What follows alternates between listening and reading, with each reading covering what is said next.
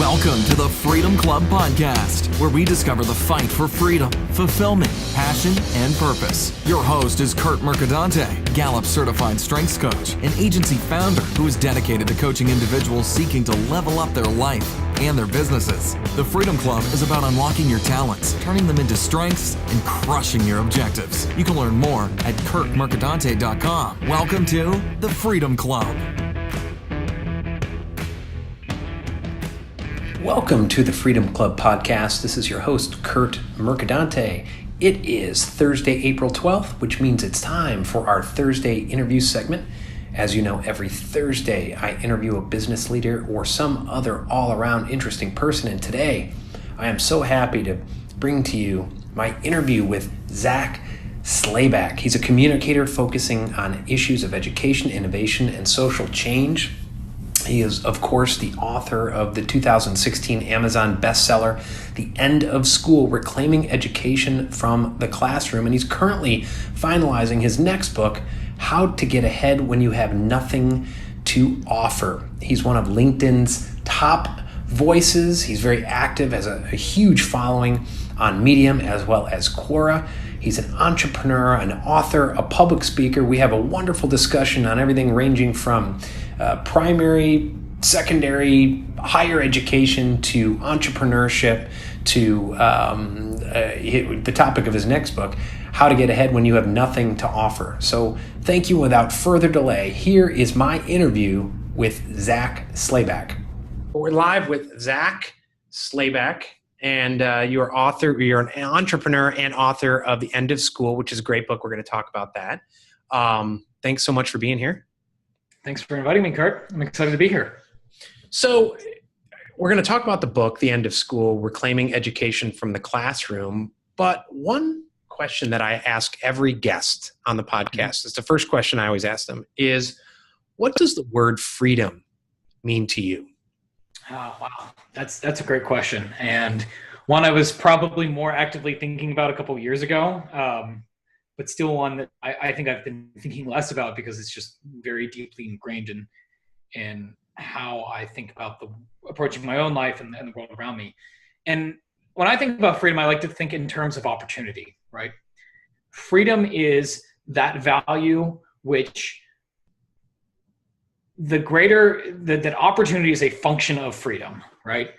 That you can create opportunities for yourself, for your family, for your loved ones, that you can create opportunities for members of your community. You can create opportunities for employees or for employers in proportion to the amount of freedom that is available to people, right? It's the ability to explore opportunities and to bear the responsibility for both exploring the wrong ones and for failing to pursue those opportunities. So I think it's that value for which opportunity is a function of which opportunity is a function. Got it. That's awesome. It's, and in your book, when you talk about opportunities, you talk about freedom. I'm reading the book 12 Rules for Life by Jordan Peterson. Great book. We're actually doing a reading group here in Pittsburgh where I live around that. So it's really amazing. And the part that I keep coming back to is when he talks about a life of fulfillment lies on that line between order and chaos, yin and yang. And it's interesting, not only when you talk about society, right? The political debates, the policy debates we have are really, where is that line? Is it more toward the order? Is it more toward the chaos? And people who are on the order side, and you write about this in your book, in terms of homeschooling, right, or unschooling, the people that are heavy in the order side look at the chaos side as, oh my gosh, people are going to be running around like cavemen, unable to read. Or they won't learn the right information, right? Like, I think it's interesting you bring this up. Dr. Peterson he's one of the originators of the Big Five personality test, right? And the value you put into personality tests, can be debated, but that test measures openness. It's also sometimes called the OCEAN test, an acronym: openness, conscientiousness, extroversion, agreeableness, and neuroticism. And I found it interesting. Since I wrote that book, I've come across the Big Five and dived deeper than the average person would into it, but nowhere near where Dr. Peterson is. I find it really interesting. I think that the objections you hear against homeschooling and unschooling come from people based on a function of where they fall in openness and in conscientiousness, right? So one of the points that he's made in some of his lectures and that the research kind of backs up is that political liberals tend to be very high in openness, specifically a category of openness called openness to experience, right? Political conservatives tend to be very high in conscientiousness, specifically in a desire for order, right? I think that this manifests interestingly to people's objections to homeschooling in particular, because I think there's two different categories of those objections. One of those categories is, how are they going to learn the right information, right? Which presupposes that there's a certain like platonic form of information off in the void that like everyone needs to learn, and they specifically need to learn it in a specific way.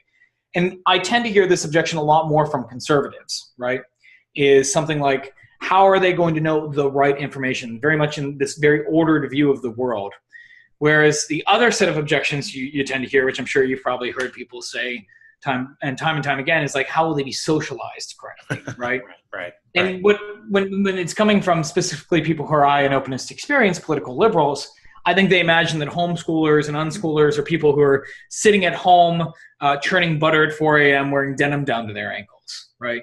They imagine that the parents are like making the kids weird, and they're not open to the right experiences in the world. It's interesting that you bring that up. Yeah, the number two, and you write about this in your book, that the number two things when we tell someone we homeschool, there's two things they say. One is, and they start to say it, and I stop them. I say, don't tell me. Number one is, you grew up knowing someone who's homeschooled, and they were weird, and they're like, well, yeah, how'd you know I was going to say that?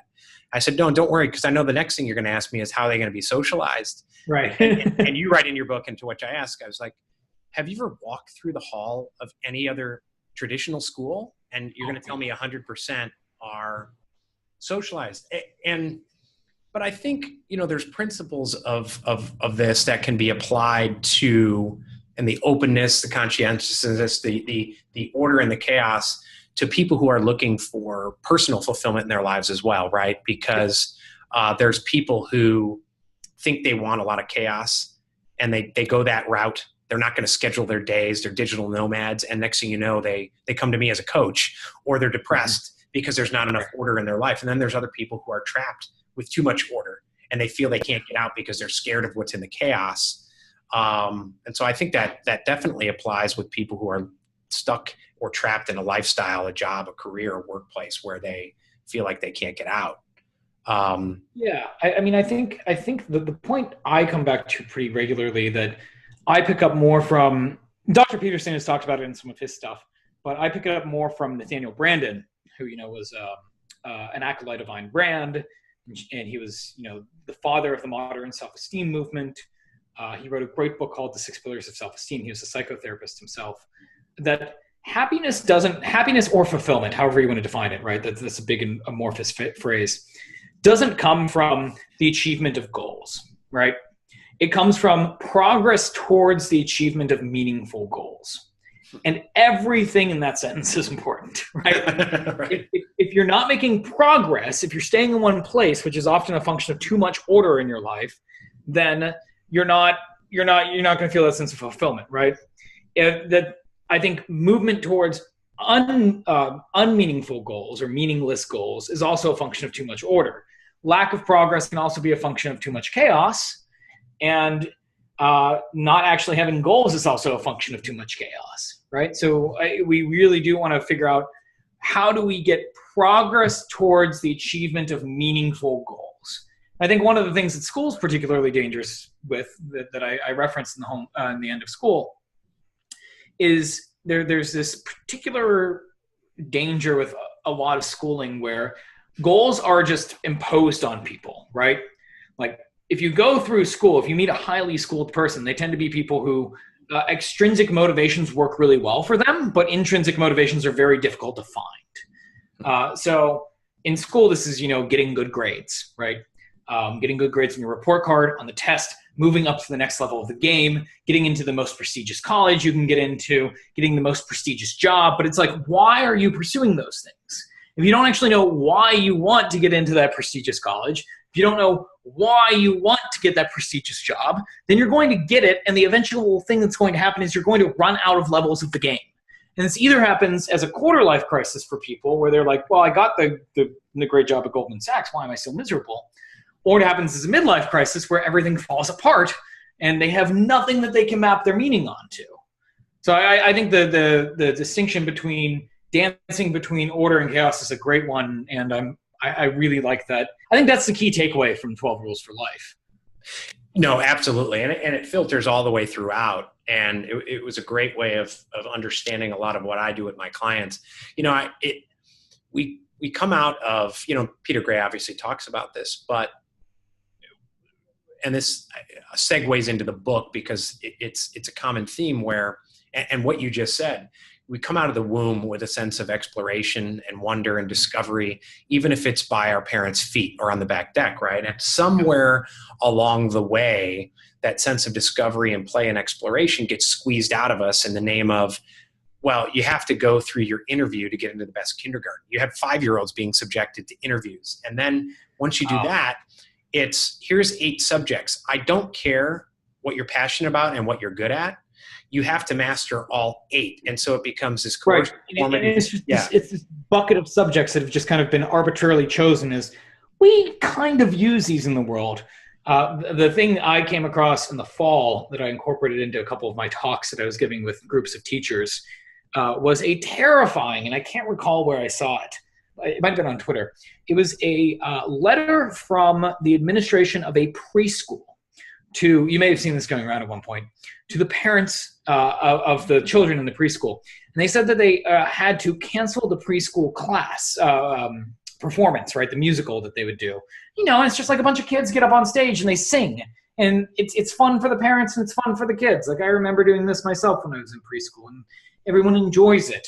But they had to cancel it in order to make the preschoolers more college ready. And this was not a joke. That is literally bleeding into the mainstream with people right now. And I'm astonished when people are astonished that, people my age and even a little bit older have no developed ability to pursue meaningful work in their lives or to have any idea or grasp of what is meaningful work. Like that's something that I talk to people about all the time is they'll come to me and they'll ask me, I'm doing well at my job, but I'm bored out of my mind or I hate it. I thought I'd get a great job and like the job pays fine. I'm not complaining about pay, but I don't find meaning in it.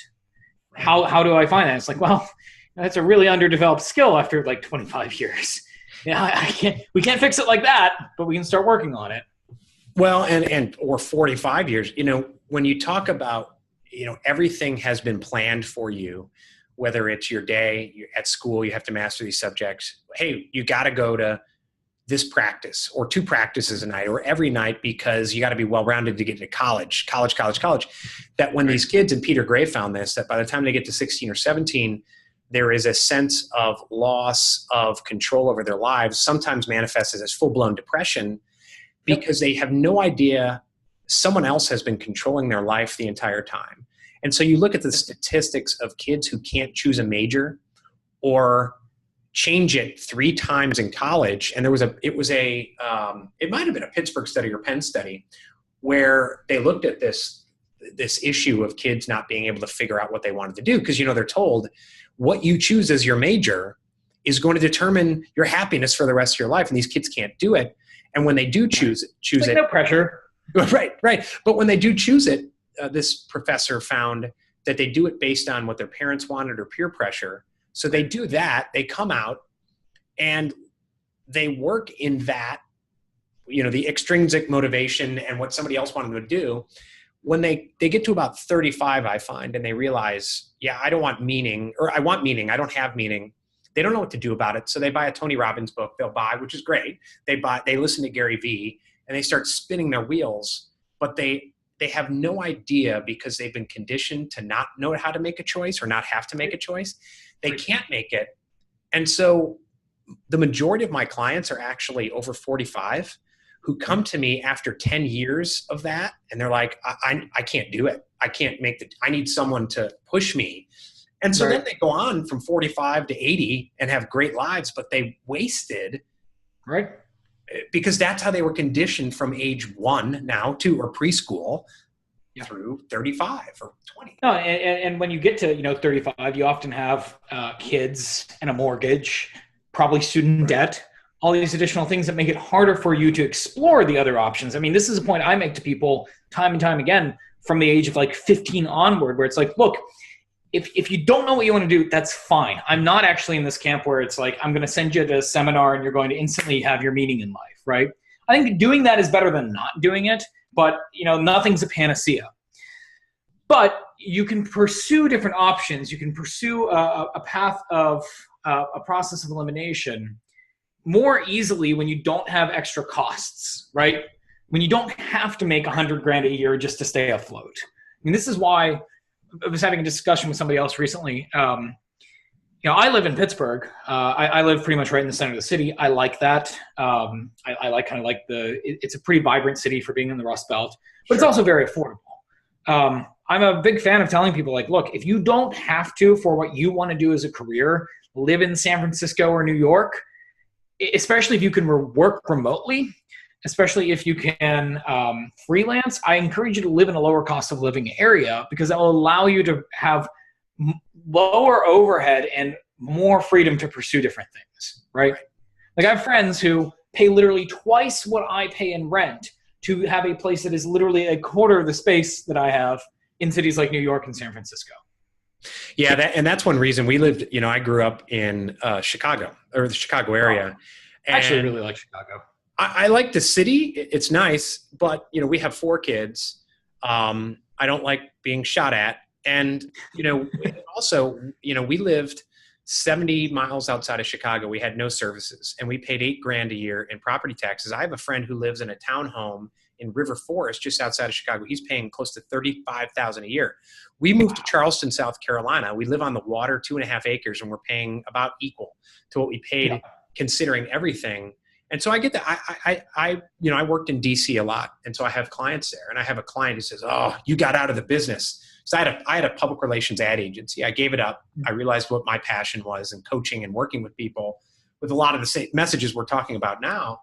And I talk to them, and they're like, "Oh, you got out. I wish I could, but I'm stuck here. If I could find a job making the same." I'm like, "Well, why don't you move to Austin and make half? Right. Why don't you move to Charleston and make a quarter of what you're making now? You're fine." No, and this is one of the nuances that I think is lost in the college industrial process as well. Especially if you're a young person with a lot of opportunity in front of you, or at least people tell you have a lot of opportunity in front of you, meaning you can go to pretty much any college you want to go to. And then once you're in that college, you can probably get pretty much any job you want to. A lot of people will make their decisions. I remember this. This would have been like 7 years ago now for when I was going through this process. And I don't think it's gotten much better since then. Where people would make their decisions based on which college they would go to, based on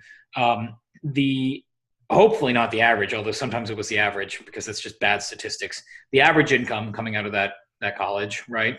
Or the median income, first year income coming out of that college. And even the median will get disproportionately skewed if you have the vast majority of people going to New York and San Francisco from that college, right? Like, when you adjust for the cost of living, getting a job in, say, banking, I'm not saying necessarily investment banking, but let's say banking, right? In New York, let's say you make $67,000 first year and then like $15,000 signing bonus. You might make half of that if you live in a city like Pittsburgh, where PNC and BNY Mellon are based, but you actually will have more after you pay your rent and more after you pay your taxes. Right. And the costs in general are lower here. So I always tell people, like, look, if you're trying to choose a major, you're trying to choose where to go to college or where you want to go after you graduate, pull up a cost of living calculator. It really matters. It matters a lot.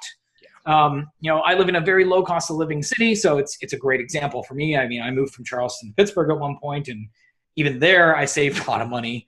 But I was living in DC at one point myself.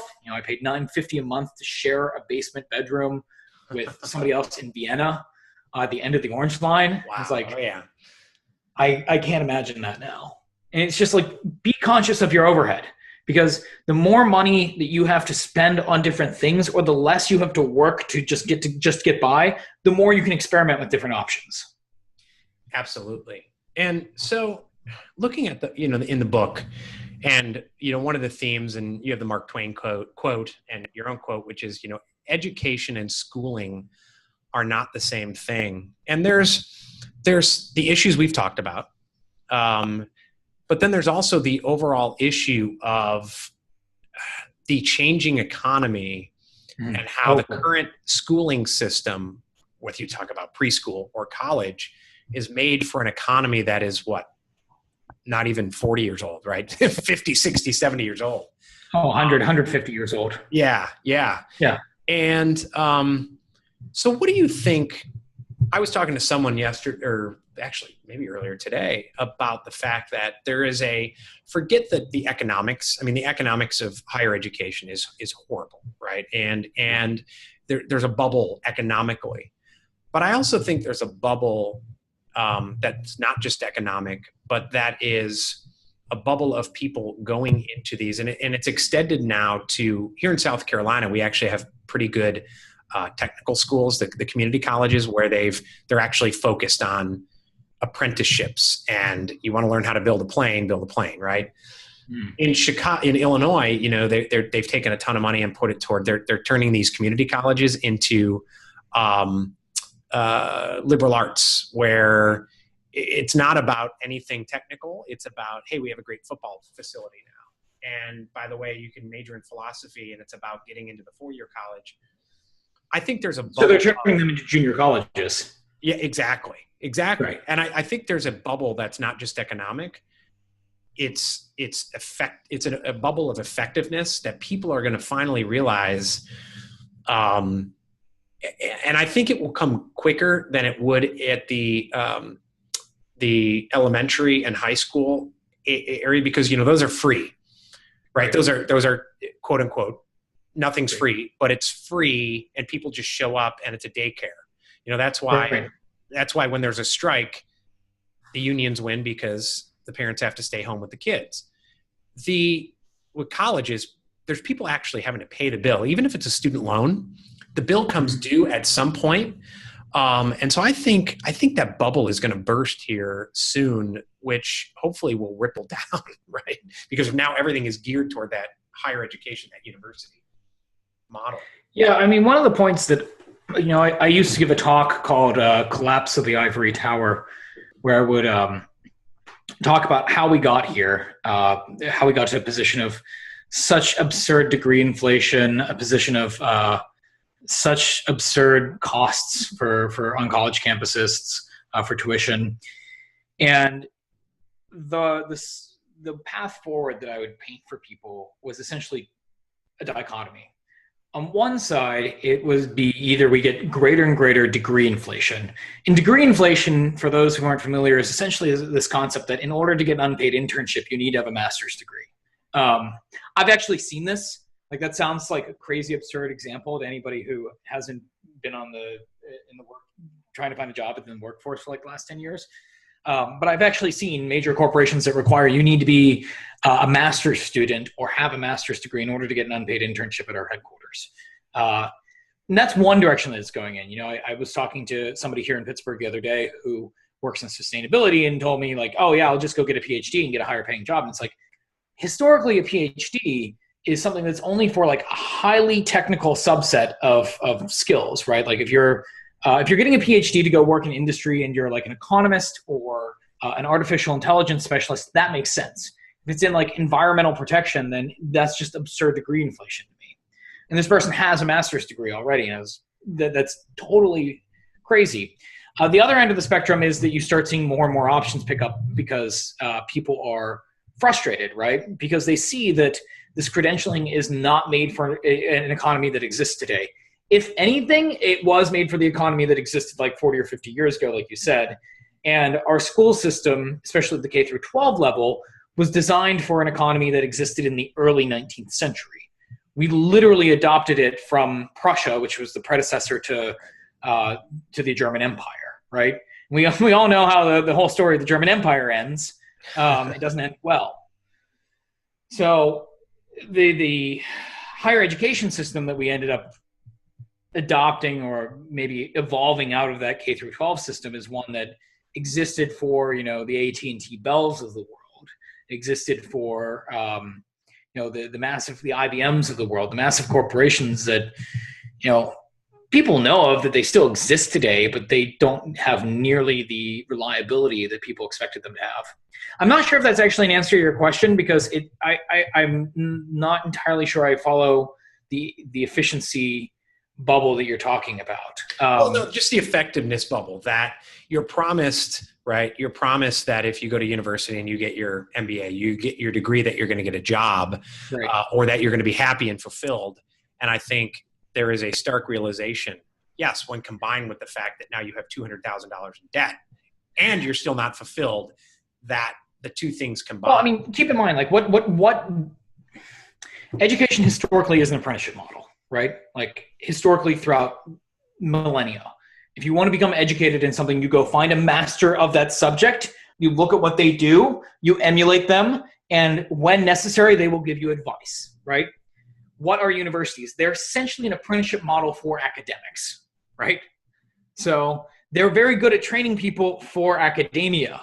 So it's totally unsurprising when people come out that they're unprepared for the workforce, because they've gone through a system that's not designed to prepare them for the workforce. I mean, this is something I hear all the time from my clients, is they might be a couple years out and they want to start a business. And they have no idea how to start a business, because even if they have an MBA, school didn't teach them how to start a business. It didn't even teach them, how do I find somebody who's already doing something that I want to do? Because before, school would just give me this nice little package of the professor who probably has never run a business, or if they have, was maybe like 10 years ago. And it was a totally different kind of business than the one I want to run. So no, I think you're absolutely right. Of course, there's an effectiveness bubble. People get, the unfortunate thing is, it's not like I can go to the university and be like, hey, I want my money back. No, here's the receipt for my degree. I'll give you my degree back. Will you give me my money back? I wonder how many people would do that if they had the opportunity to do so. Well, I know they've started to sue the for-profit colleges, which... Well, that's because people are afraid of the idea of profit. Yeah. The for-profit colleges, at the very least, they're transparent about what they're doing. They're not hiding behind this veil of like, oh, we're a nonprofit institution. This is something that politically is a huge issue here in Pittsburgh, because the largest employer in the entire state of Pennsylvania is the University of Pittsburgh Medical Center. It employs about 80,000 people in the state. And it's a nonprofit, right? And where I fall personally, I want everyone to be a nonprofit, because I prefer people not to be taxed, period. But the reality is, if you're going to pull that much political weight, like many of our universities do, they come out here as like, oh, we are the protectors of the idea of the educated class. You should listen to us. Here, we're going to give a special degree to this policy wonk in Washington, D.C. that will somehow now, because they can say that they were a fellow with Harvard, command more respect over you. That's something that I don't respect. Right. And that's something that I think we should at least look at the nonprofit universities the same way we look at the for-profit ones. They're both doing the same thing, but the for-profit ones are just honest enough to where it's like, you want to buy a degree? Great. Here's your degree. Yeah. Right. You have money? Here's your degree. Well, so JP here on Facebook asks, he asked a question or brings up a point that you do in the book, which is online learning, the web. We homeschool, and a lot of times our kids will ask me questions. Listen, I'm a pretty smart guy, right? My wife has a master's degree. There's some questions we don't know the answer to. Right. We have a Google Chromebook desktop, or it's not a Chromebook, it's a Chromebook, Chrome-top, I don't know what you call it. And we tell them to go to that, and they'll talk to the computer and it will talk back. It'll, right. How many, moons does X have? They'll ask the computer to spit back. But you have a lot of these online learning academies. JP brings it up. You talk about it in the book, that technology's lowered the cost of access to education and broken up the monopoly. So I'd like you to talk a little bit, not only about the online learning that's breaking up the monopoly, but also some other things, whether it's the Sudbury School at a younger age, the Praxis model, other things that are happening and combining to break that monopoly.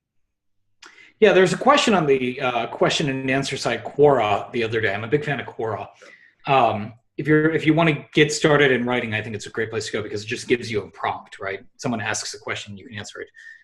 Where someone asked, what are some opportunities for startups in education? And I am going to answer JP's question, but I think this is an interesting way of thinking about it. Education's a tricky word because companies that are in the business of education are usually in multiple businesses. Schools in particular, right? What are the services that schools provide? At the K-12 level, it's really daycare. It's daycare and jobs. You want to try to downsize a school? Good luck. What's going to happen is people who otherwise would be a fan of getting, their property taxes cut will end up voting against it because, oh, well, I'm friends with the teacher. I don't want you to put my teacher friend out of work, right? It's a jobs program. This is something that this is a point that John Taylor Gatto makes repeatedly in a number of his books. That a teacher never himself, a teacher of the year, a former teacher of the year. He was teacher of the year in 92 and 93. New York City in 92, the entire state in 93, and resigned in 93. And he said, if you know a job where I don't have to hurt children for a living, let me know. I'm going to come fall, I'm going to be looking for work. It's a jobs program, right? So it's like, okay, well, we need to figure out some kind of way of providing jobs to these people. It's a daycare program. That's another one. It's ostensibly an education program, but really at the end of the day, this is an experiment that I've done dozens of times, and speaking engagements I've done on college campuses. Is something I learned from one of your earlier guests, Isaac Morehouse, with whom I worked for a couple of years. And I think some of his colleagues have posed this question as well, where you go to a college campus and ask the kids, or the students, I don't want to disparage them, but ask the students, okay, I'm going to pose an experiment to you. And I've done this in an audience of up to 300 people. So let's imagine we're in my audience of 300 people. I'm going to ask a question of you. Let's say that we're in an alternate universe where you're a student here. You will still learn the things you're learning. You'll still be exposed to the things you're being exposed to. You'll still have the social opportunities that you're being exposed to. You'll still pay what you're paying, and you will still spend the time that you're spending, but you don't get a degree at the end of the day. How many of you would be here? How many of you would still be enrolled? In an audience of 300, I might get 3 people to raise their hand, right? Like 1%. In which case, to those people, I say, great, what do you want to do? And usually they want to be professors or doctors or something that requires them to have that to go through that system, right? And for them, it's like, great, if you want to be a professor, like we were saying earlier, universities are essentially apprenticeship systems for professors. Great, keep doing that. For everybody else, you're here because you want a degree. Well, why do you want the degree? You want the degree because it can get you a job, right? So there is an opportunity for companies, and Praxis is one in this space that does this well. Some of the coding academies tried this. They didn't do a particularly great job with this, but to essentially just provide the job, right? Provide somebody with a job. The question becomes, and this is a point that Brian Kaplan has raised in his book, The Case Against Education, how well does that work on a long-term trajectory throughout your career? My experience is like once you're maybe one level above entry level, people don't care about your degree, right? In the vast majority of jobs. So there's a market to provide the job. There's arguably a market to provide the credential, which is what the for-profit colleges are doing, which people don't apparently like. There's a market to provide the education, which is what the MOOCs do. And when it comes to the MOOCs, the online courses, I think where they go wrong is a lot of them are free. I don't think they should be free. And the way I illustrate this to people is like, look, Curt, if I gave you a shirt, and let's say there's no sentimental value of me giving you the shirt, right? Versus if you spent $150 for a shirt, which of those shirts are you going to treat better? Right. You're going to treat the $150 shirt better. I mean, you see this all the time. This is why you have the shirt sleeves in 3 generations idea, where people who inherit their money tend to blow it because they didn't actually earn it. And they don't treat it as well because they don't see the value. Like the studies in healthcare about even charging a $1 copay makes a huge difference in terms of overuse, right? Or I mean, healthcare service. I know some people who provide excellent online courses that I think beat out entire MBA programs. And they charge $5,000 for the course, and there would be people who throw their hands up in the air and say, oh, it doesn't cost you $5,000 to run this course, but you get better results from your students when you make them pay. Like that's one reason why I think MOOCs have gone wrong. There's a ton of opportunities here all over the place. There's opportunities in education. There's opportunities in credentialing. There's opportunities in job placement. There's opportunities in socialization. I think that that's actually what you see like these Tough Mudder competitions and things like that, and CrossFit, right? They're providing a lot of the communities that people often get on college campuses through the intramural sports programs they have. Right. No, exactly. And Sarah asks, by the way, and you made this point, she has 2 degrees, she said, and she's branching out to do something that doesn't even require a degree. And she said she hasn't felt this free ever. We figured out so I love learning, and you write about your love of learning in the book. So I'm a Gallup certified strengths coach. We do Strengths Finder. My number one strength is learning. I hated school. Yeah. I did well in school, well enough. My view was, if I could do nothing and get a B-, why would I do a lot and get an A+, right? What's the marginal value of that? Right.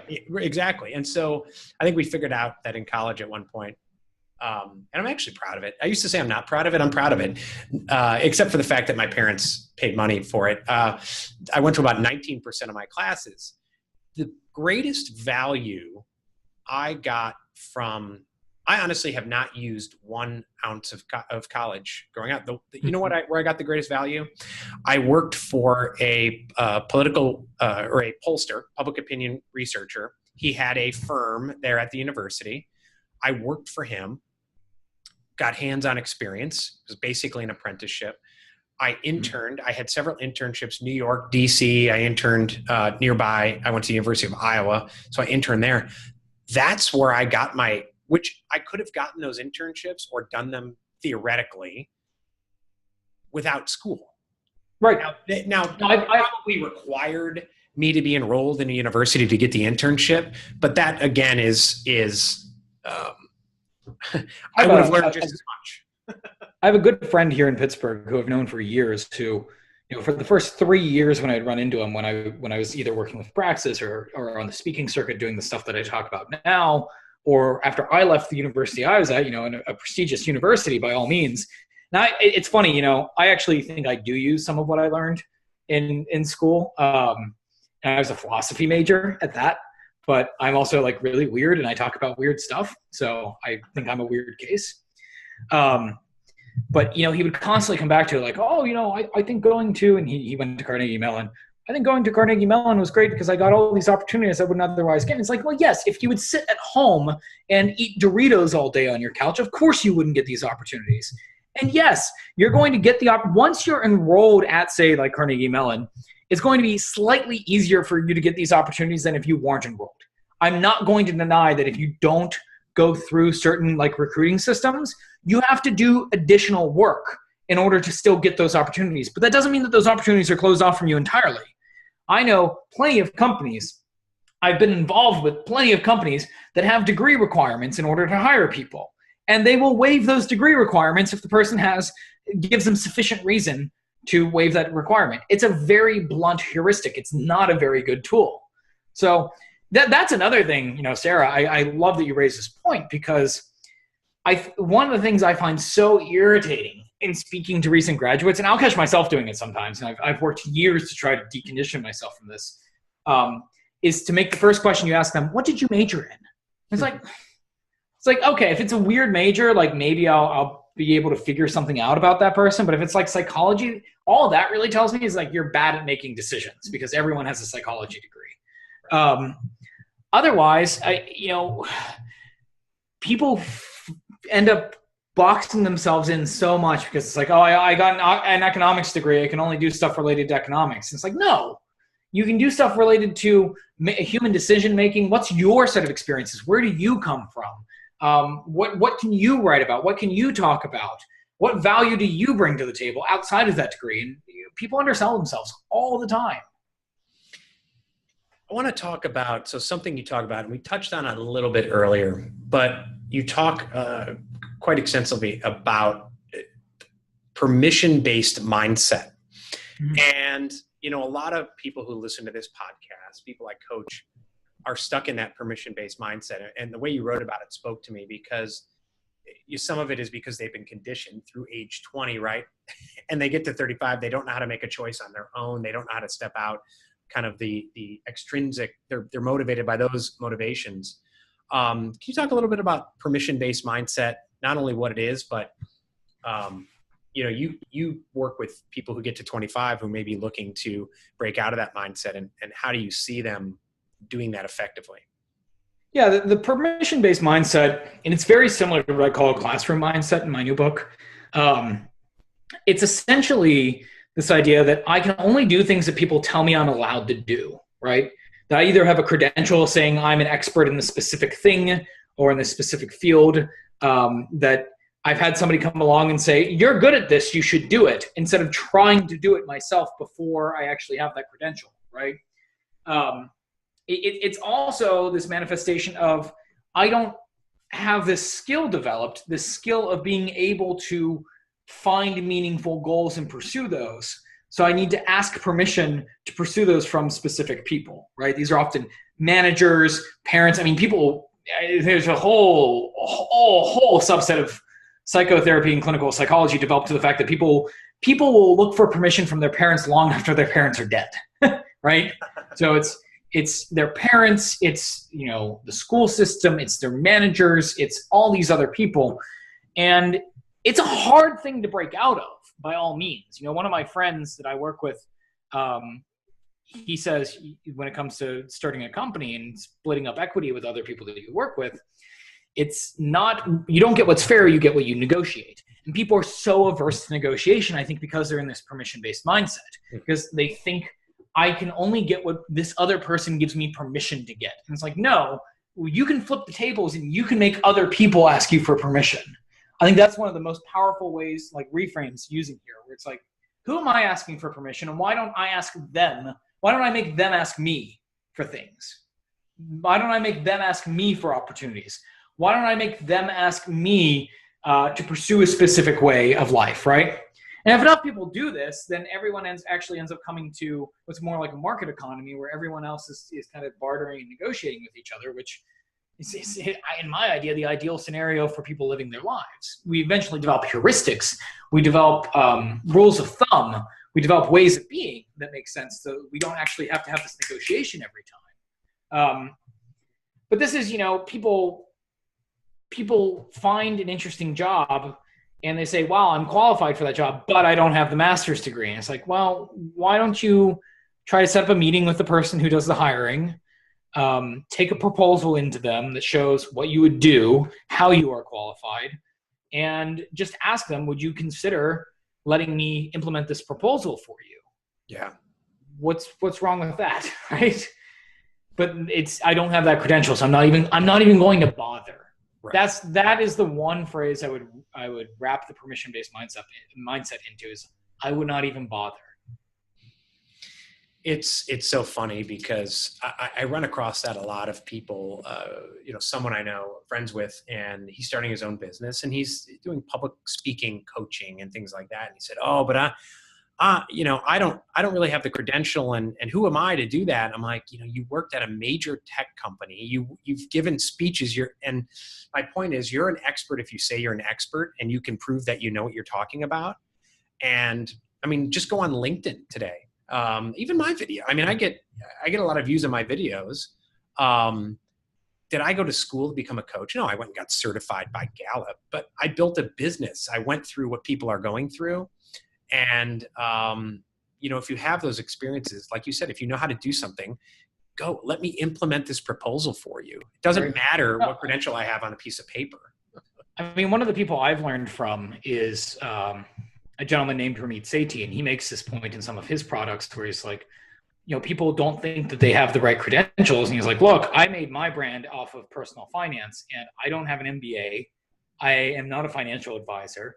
I've done nothing related to personal finance that is credential oriented, but I've helped people and I know what I'm talking about, and I can prove to people I know what I'm talking about.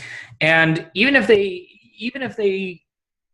I'm unsure of this, one of the things I work with my clients especially when they're setting up consultations with their clients, often they're starting consulting businesses. They're freelancers trying to build out a consulting business from a one-off gig. And one of the things I talk to them about is look, if you are worried that people aren't going to take you seriously, you can use something that Jay Abraham called risk reversal, where it's you just offer them a money back guarantee. If you're unsure of yourself, it's look, let me come speak to you. I'll speak to your audience in the public speaking example. Sure. And if you're unhappy with my talk, here, 60-day money back guarantee, 100%. Yeah. You know, it's very rare people will take you up on that. And the fact that you have the confidence to put that money on the line is usually enough to make people say, great, I'll do it. Yeah. No, exactly. I want to ask you, well, first, I want to ask you about what you're doing outside of the book and your current job. But before we got on, you also mentioned that, and I don't know if you can talk about it, but your next book, your upcoming book. Well, I'm working on a book right now, tentatively titled How to Get Ahead When You Have Nothing to Offer. It's all about, you know, a lot of these meta skills that you probably should have learned in school. Like, how do I find someone like a master under whom I can apprentice, whether as a mentee or however, whatever phrase you want to use, right? Like I kind of bristle with the word mentor, but people know what I'm talking about when I say it. It's kind of like the word network. I hate the word networking. I hate going to networking events. I'm probably one of the best networked people I know. But when I say networking, people know what I'm talking about. So like, that's another one of the things we look at is how do you effectively network, right? A lot of my audience is homeschool parents. And a lot of the parents who will email with me will say, you know, that their children are 16, 17, 18, maybe even in college. And they want to work their way back into the workforce or launch their own business or something like that. But obviously they don't have the time to just go mill around at a useless mentoring event that's just full of salespeople too. That's the thing about networking events. They're almost always just full of salespeople. Salespeople selling to salespeople selling to salespeople. So, you know, one of the things that I work with them is, okay, well, we can do what I call like effective networking, where if you do go to an event, you know exactly who you're going to talk to, and you know exactly how you're going to talk to them. You're going to get an introduction from a specific person that you already know. Or if you don't, then you're going to have some sort of script you can use to work your way in, right? Or you can get introductions via email, or you can get like you coming to me, right? There's also this, what I call an inbound funnel, where you build what, again, another word I hate, but people know what I mean when I'm saying it, is a personal brand, where if you build a personal brand that communicates certain things, you're going to get the right people who are going to come and want to talk to you. And you don't have to, like, I didn't approach you, you approached me, right? That's an example of that. Those are some of the things we talk about. One of the things I talk about in the book as well is this concept that we were talking about earlier of effective goal setting. Being able to set meaningful goals and measure your progress against them. You know, I even noticed during my process of shopping out the proposal for this new book out to publishers, having that as a goal in mind, like I wanted either one of the big 5 publishers or like a handful of other very large publishers. I didn't want like a small independent publisher. Having that goal in mind gave me the incentive and the framework around which I could make other moves and promotions. Like you saw that my book was on sale. It was actually available. The digital copy was available for free because I was making a final push to distribute the book to help me land a book deal. Gotcha. Right? Right. So that's one of the things that we talk about in the new book. So how can you use that for your career? How can you use that for the sense of meaning in your life, right? To find meaningful work. I don't think it's like you're going to have a dream job and you're just going to walk in and it's like every day I go to my job, it's amazing. Like some days you're going to go to your job and it sucks. But you need to have the framework set up in such a way that you're going to be engaged in a process of meaningful work. So that's what I'm working on as far as book goes right now. How about your day job? And I have a feeling you work with people along the same lines, just looking on your website, but you also talk about very specific cold emails and some things like that. Yeah, I am very, the reason why a lot of the coaching clients I work with, I do work one-on-one with a lot of people. They tend to be under the age of 35, although that's not hard and fast. And they tend to be people who, you know, they are effective at doing freelancing work once or twice, but they want to set up like a full business around what they're doing. And like, if you've ever done freelancing, you know, getting your second client is hard because often the first client just kind of like falls in your lap, or you think like, I want to do freelancing. Can you introduce me to someone? And it's easy. And so you need to set up a replicable business model, right? Sure. So, you know, the cold emailing, for example, I learned that trial by fire. I was running business development at Praxis for a couple of years, and I was, you know, like 20. And how do I get a busy serial entrepreneur who runs one of the fastest growing companies in the country, which is often the kinds of companies that I approached, to get a meeting with me. It's like, okay, well, I have no way of getting an introduction to them. I have to send them a cold email. So I sent a lot of cold emails, and some of them worked and some of them didn't. And I just picked up on what worked, right? So that's something that you can use when you're building your own consultancy or your own replicable business. Is you have to reach out to people and you want to hope that they reply to your emails. And most people don't have any clue how to write an email. This was something I was just talking to someone about the other day, or no, it was actually on Twitter. It was a trending tweet. Somebody said, I think schools need to teach how to send an effective cold email, because this is such an important part of your career for so many people, and no one knows how to do it. So on my website, you mentioned it, so I'll just give a quick blurb about that. No, absolutely. My website, people can sign up for my email list, where I'll email people pretty regularly. Usually, stories, conversation, different things you can do in your business to help grow your business, help succeed at your job, find jobs that you do enjoy, stop doing jobs you don't enjoy. I offer 12 of my best email scripts, right? Email scripts to get meetings with people, email scripts to get phone calls, email scripts to get a job interview, even if the company's not hiring, email scripts to interview people, things like that. It's just like what worked. And I can guarantee you that if you're like the vast majority of people, that the scripts on that site are going to be a lot more effective than what you're probably using now. Well, Zak, I want to thank you so much for coming on the podcast. We'll have to have you on again when your new book comes out. Yeah, thank you so much, Curt. This was fun. And, everyone listening, you can, of course, get the book on Amazon. So you talked about your website. Where is the best place, your website and otherwise, you mentioned Twitter as well, to find you online? Yeah, I really think the most reliable place, because I'm definitely in this camp where it's like, I think Facebook is a scourge on the world. And I was telling my roommate the other day, I'm like, I really just want to put a lot of puts on Facebook. Like, I really just hope it goes out of business.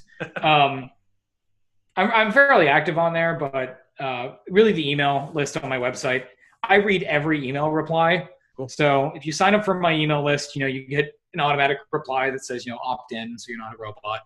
Then you get another one that has the scripts. And if you reply to that, or you reply to any email from me, I see it, I read it.